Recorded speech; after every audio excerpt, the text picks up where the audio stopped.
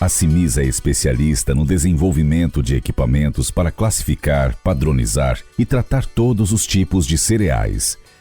Os padronizadores de semente da Cimisa garantem um plantio forte, saudável e rentável, enquanto a mesa densimétrica da Cimisa assegura padrões elevados na qualidade da sua produção, gerando mais resultados para a sua lavoura. Cimisa, uma boa safra começa com uma semente de qualidade.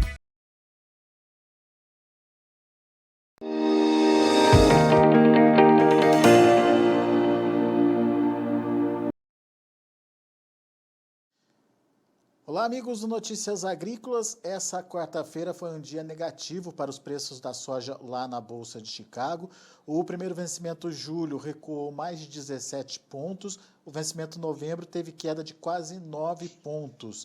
A gente viu um mercado essa semana já trabalhando dos dois lados da tabela, mas hoje a indicação de que as chuvas estão acontecendo em regiões importantes de produção lá nos Estados Unidos acabou revertendo aquele cenário positivo que a gente viu nos últimos dias, nas últimas sessões. Mas qual será a tendência? O que esperar dos preços? O que vem por aí? O que a gente precisa ficar atento para poder analisar e principalmente entender a precificação da soja lá em Chicago e, consequentemente, aqui no Brasil?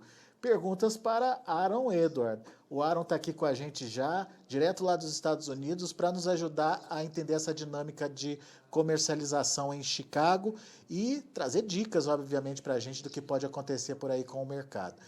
Seja bem-vindo, meu amigo. Obrigado mais uma vez pela sua participação conosco aqui no Notícias Agrícolas. E já vou perguntando desse mau humor hoje em Chicago, 17 pontos de baixa aí no primeiro vencimento. Foi só chuva mesmo, Aaron? Olha, e correção, né? Os mercados não sobem para sempre. Amanhã tem relatório do USDA. Quem comprou semana passada teve ganhos, quer realizar um pouco desses lucros. E aí a chuva foi desculpa, né? Aquela fala, rain makes grain, a chuva faz o grão e é desculpa para vender um pouquinho e realizar lucros. Mas pelo que você está observando, Aaron, de fato, as chuvas que estão acontecendo e que estão por acontecer nas regiões produtoras aí dos Estados Unidos, elas já são suficientes para, pelo menos, dar uma tranquilidade aí para a produção, para o produtor? Olha, a área... Primeiro, está muito cedo na estação para a soja americana não está garantida. É importante lembrar que está muito cedo no ciclo e as áreas mais críticas são ao oeste e principalmente ao norte. As Dakotas, né, Dakota do Norte e Dakota do Sul e algumas outras regiões próximas, então está muito seco, estão sofrendo demais e essa chuva, essa previsão não é o suficiente para fazer a lavoura. Então, nesse sentido, não é o suficiente para tranquilizar. Mas a reação do mercado é que tem uma situação crítica, aí tem previsão de chuva, vem um pouco de água, é um pouco menos crítico. E essas oscilações grandes, elas realmente são, assim, 17 pontos em qualquer outro mercado, é notório, mas nesse mercado a gente tem visto oscilações enormes de uma forma um tanto quanto rotineira. Muito bem. Ou seja, questão climática ainda vai seguir influenciando a formação de preço aí em Chicago, certo? Perfeito. O risco climático segue a todo a vapor. O risco que a gente fala, o headline risk, né, o risco de notícias, tem relatório dos da manhã, e daí tem o relatório no dia 30 de junho, que é área plantada no ZEU. Esses são os dois riscos, fora o risco climático, que tem data marcada. Vamos então às considerações desses dois riscos que você considerou aí. Relatório de amanhã, que risco ele traz para o mercado, o que o mercado está falando sobre ele, quais são as expectativas, Aaron? A demanda por soja dos Estados Unidos tem sido um pouco mais fraca que o esperado, em função das exportações recordes no Brasil, né? O Brasil está exportando muita soja, está saciando o mundo, e então espera-se não é um grande número, mas espera um pouquinho de aumento nos estoques, é o que é esperado para a soja, então não se espera um relatório favorável nesse sentido, Provavelmente é muito cedo para a gente ter alterações significativas do lado da oferta, aqui no relatório de amanhã, e o USDA, com esse provavelmente no relatório dia 30 de junho, espera-se aumento de área nos Estados Unidos. Espera-se que vai ter uma área maior. Então, a queda de braço, o calendário está falando que é junho, costuma-se ter altas nesse período do ano, deve ser vendido. Os dois relatórios do USDA dificilmente vão favorecer preço, mas do outro lado se tem todo o risco climático. Então, essa queda de braço dos mercados, quem quer comprar e quem quer vender. Muito bem.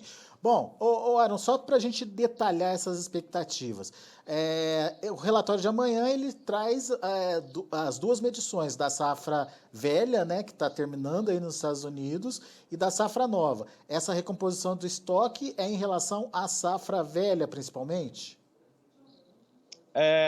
Ajuste, sim. A resposta curta é sim. Muito bem. Mas a ponto de mexer com preço, o mercado espera um ajuste grande aí nesses estoques? O relatório de amanhã não deveria ser uma grande notícia, mas a gente tem visto vários relatórios do USDA que não deveriam ser uma grande notícia e o mercado tem agido de forma explosiva, ou para cima ou até mesmo, às vezes, com uma reação para baixo. Então, não é tanto que o relatório em si deveria ser um choque, é que os mercados estão com posições grandes, os preços estão altos, tem uma volatilidade tremenda e pode ser um estopim. Então, não é tanto o que o relatório vai falar, quanto a reação do mercado, e o mercado faz coisas estranhas, né? Agora, você disse que o relatório de amanhã não deve trazer novidades em relação à oferta. Deve manter os números aí do último relatório para a safra nova americana. Mas que o relatório do final do mês, esse sim, traz uma perspectiva diferente aí. Quando você fala dessa possibilidade de aumento de área, o que você está sentindo, o que você está vendo em conversa com os produtores? Houve realmente esse acréscimo de área? Perfeito. É sempre importante ponderar isso. A resposta é sim. Todo mundo que podia ampliar a área, ampliou. Então, o que o relatório vai trazer? Se trazer um número exageradamente grande, não vai ter credibilidade. O mercado não vai aceitar o número, vai falar não é possível.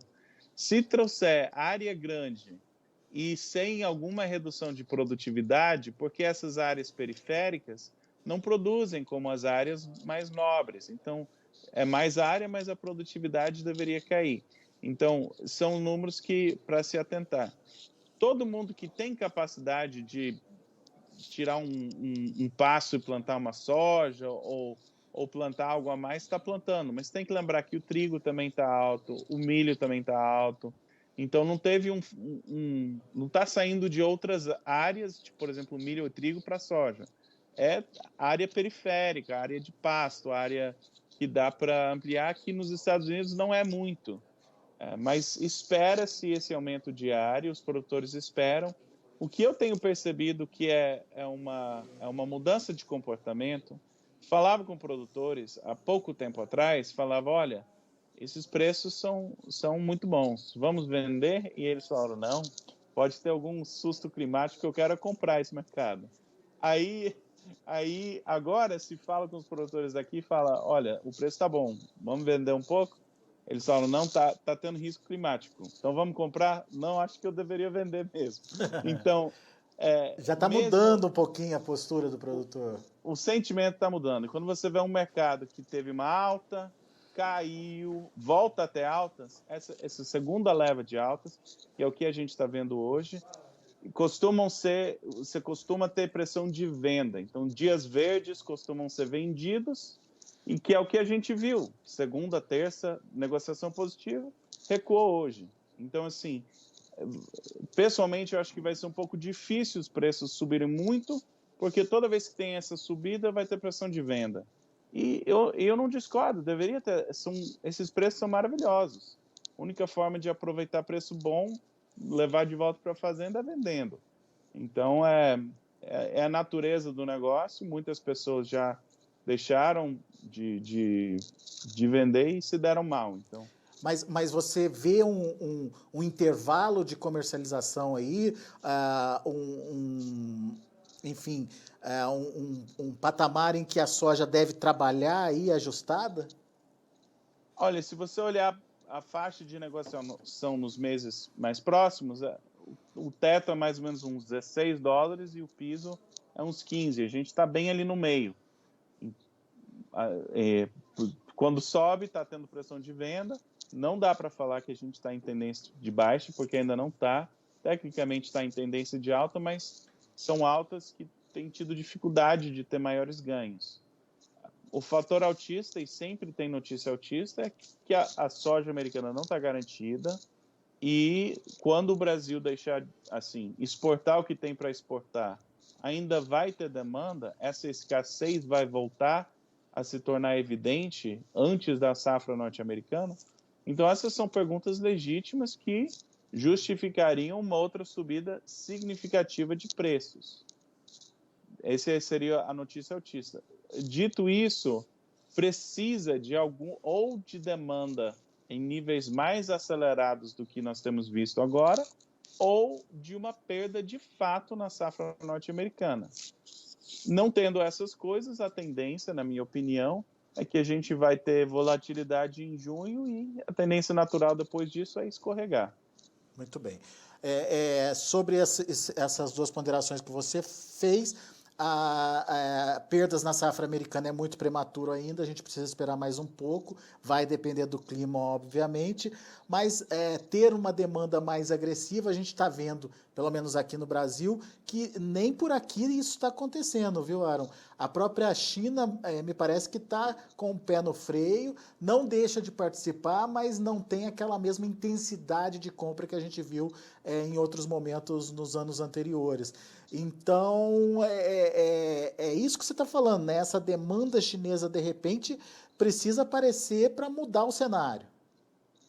Sim, ou uma quebra. Tem muito produtor aqui dos Estados Unidos que lembra de 2012, que era um cenário de estoques apertados, e daí teve uma estiagem, teve uma quebra.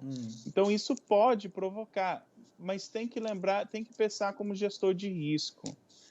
Dos preços um ano atrás para os preços hoje, tem tido excelentes ganhos, são excelentes preços. É melhor você aproveitar esses ganhos com vendas, ou é melhor você deixar correndo o risco daquele um ponto altista que ainda não se consolidou, talvez se tornando realidade?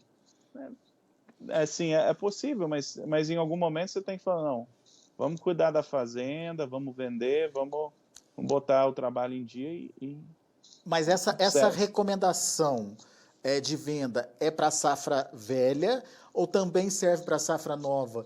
E qual que é a sua percepção de vendas aí para a safra nova americana? Você está falando recomendação de venda aqui nos Estados Unidos? Isso.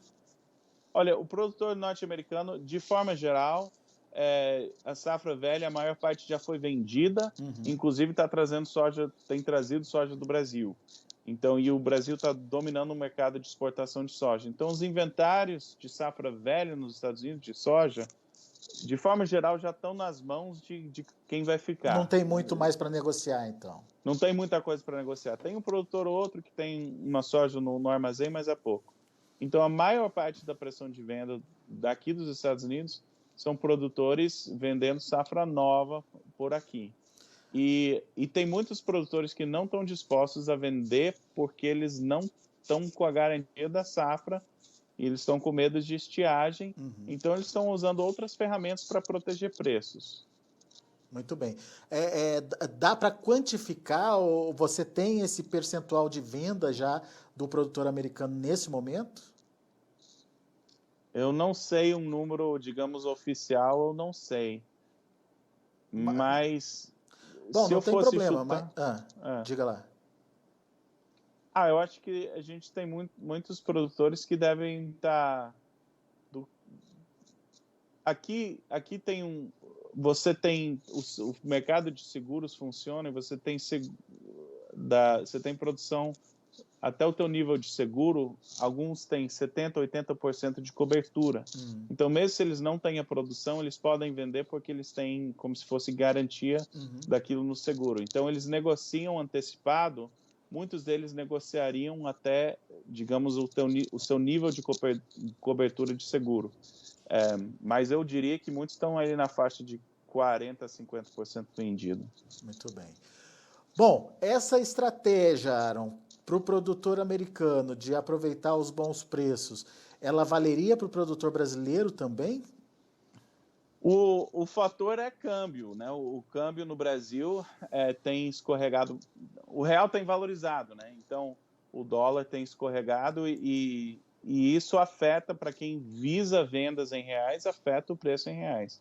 Agora, falando especificamente de Chicago, acho que dias bons devem ser aproveitados. Se você tem um aumento de preços rápido, como você teve, tem que aproveitar com vendas, e eu acho que vão ser aproveitados com vendas indo para frente.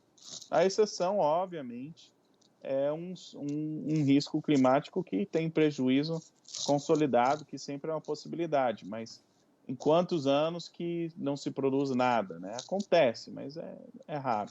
Muito bem. Ou se produz pouco, né? Nada, estou exagerando, né? Muito bom. Meu caro Aaron, então vamos ficar de olho no mercado. Apesar do viés positivo do mercado, começam a aparecer nos radares aí fatores que tendem a pressionar essas cotações e, portanto, o produtor tem que ficar atento às oportunidades. Obviamente que o clima continua pesando, né? O clima é que vai ditar para onde esse rumo vai se intensificar, ou para alta ou para baixo, mas, de qualquer forma, questões como ampliação de área, aumento ou uma demanda menos agressiva, menos forte, isso tudo acaba complicando aí um movimento mais forte de alta nos preços, então. Perfeito, perfeito. Muito bom. Meu caro, muito obrigado, viu, pela sua participação mais uma vez. Volte sempre. Abraço. Grande abraço, até a próxima. Tá aí o Aaron Edward, direto lá dos Estados Unidos, trazendo informações importantes que devem ser levadas aí em consideração. A safra americana ainda dependente de uma situação ou de uma condição positiva do clima para consolidar uma safra cheia. No entanto, o clima continua sendo fator aí de volatilidade para os preços lá na Bolsa de Chicago, mas alguns fatores já começam a aparecer no radar, como a própria expectativa aí, de aumento da área plantada nos Estados Unidos, aumentando a oferta de maneira significativa, aí, ou pelo menos de uma maneira acima do que o mercado já estava esperando. Então, isso pode mudar um pouquinho o rumo das negociações.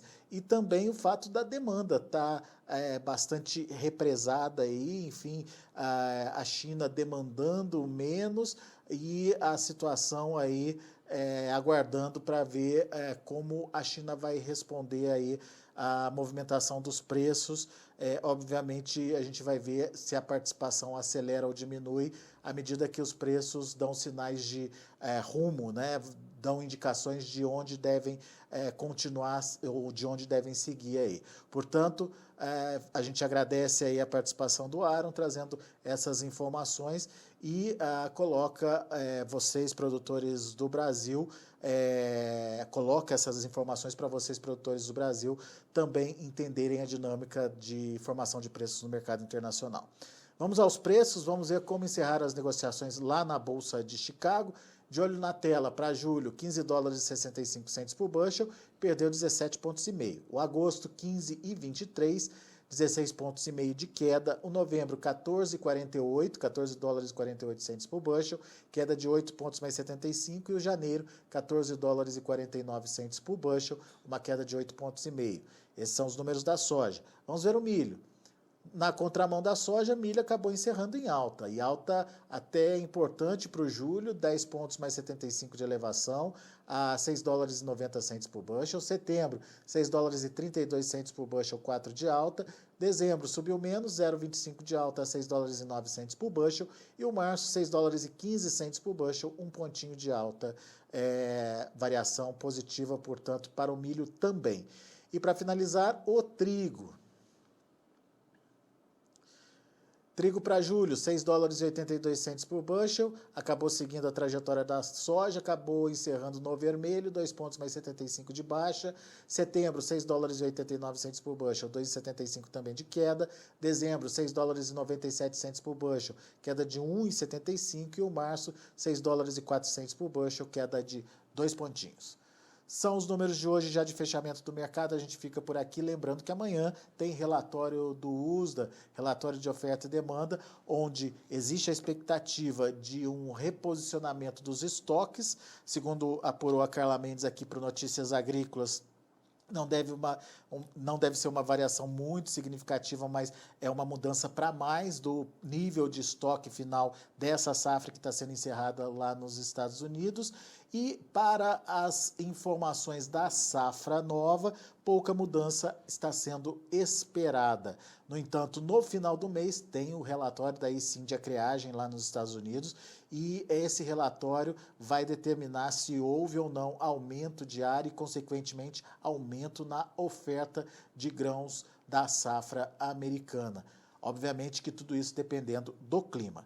A gente vai ficando por aqui, agradeço muito a sua atenção e audiência. Daqui a pouco tem mais informações e outros destaques para você. Continue com a gente.